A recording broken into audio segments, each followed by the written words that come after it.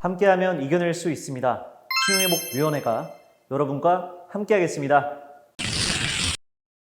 안녕하세요. 김영호 심사위원입니다. 개인 채무조정 제도는 금융회사 채무로 인해 어려움을 겪는 분들에게 채무 감면, 분할 상환, 상환 유예, 이자율 인하 등을 통하여 신용을 회복할 수 있도록 도와드리는 제도입니다. 연체전 채무조정은 연체 기간이 30일 이하이며 채무 상환이 어려운 경우 신청이 가능합니다. 일반 대출은 연 15%, 카드 채무는 연 10%를 상한으로 약정이자율의 30에서 50%를 인하하고 있습니다. 또한 6개월 상환 유예를 지원하고 최장 10년 이내 상환기간 연장과 원리금 분할 상환을 지원합니다.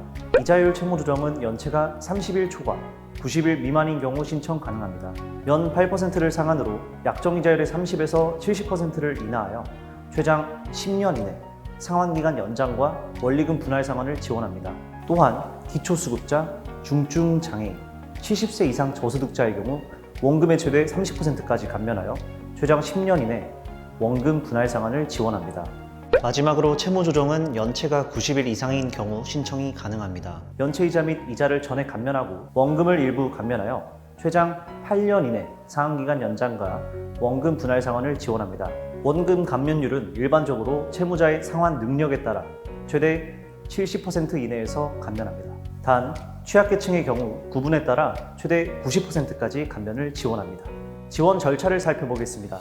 채무자가 신용회복위원회 지부에 방문 또는 비대면 앱을 통해 무료 상담을 받고 채무조정을 신청합니다. 이후 위원회에는 채권금융회사 앞으로 채무자가 채무조정을 신청한 사실을 통보합니다.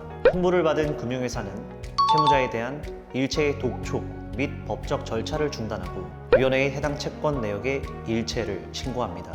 위원회는 채무 과중도에 따라 채무조정안을 산출하고 심의위원회의 심의를 거쳐 채권금융회사의 과반의 동의를 받아 채무조정안을 확정합니다. 이렇게 최종 동의가 되면 채무자가 합의서를 체결하는 절차를 끝으로 채무조정안이 확정됩니다. 채무조정안 확정까지의 기간은 미신고 채무 발견 등 특별한 경우를 제외하고는 약 2개월 소요됩니다. 첫째, 채무조정 합의서를 체결하지 않으면 확정되지 않고 자동으로 취소됩니다. 둘째, 채무조정 신청을 위하여 제출한 서류는 반환되지 않습니다. 셋째, 채무조정 신청을 위해서는 신청비 5만 원을 정해진 기한 내에 납부하셔야 합니다. 또한 이전에 채무조정을 신청하시고 변제금을 한 번도 납입하지 않은 채 미납하여 실효가 되신 분들이 채무조정을 재신청하는 경우 정해진 예납금을 기한 내에 납입해야 합니다. 넷째, 채무조정 신청 시 금융회사에 통지된 날부터 채권 출시 및 법적 조치는 중단됩니다. 다만 채무조정 신청 사실이 통지되기 이전에 금융회사에서 조치한 부동산 및 부동산 가압류, 통장 압류 등의 법적 조치는 해제되지 않습니다.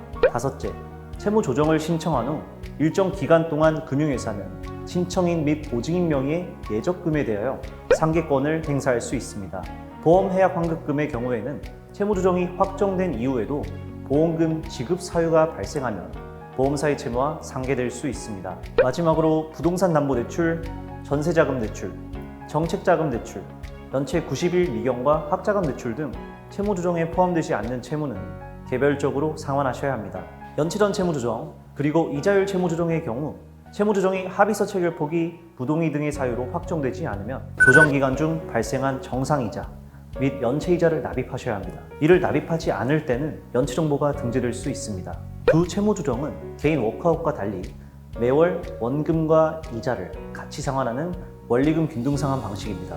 확정 후 매월 납입하시는 금액은 원리금으로 납입 초기에는 이자가 원금보다 많을 수 있으니 이 점을 꼭 유의하시기 바랍니다.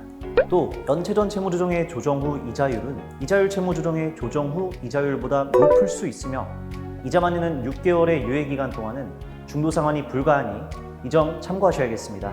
함께하면 이겨낼 수 있습니다. 신용회복위원회가 여러분과 함께하겠습니다.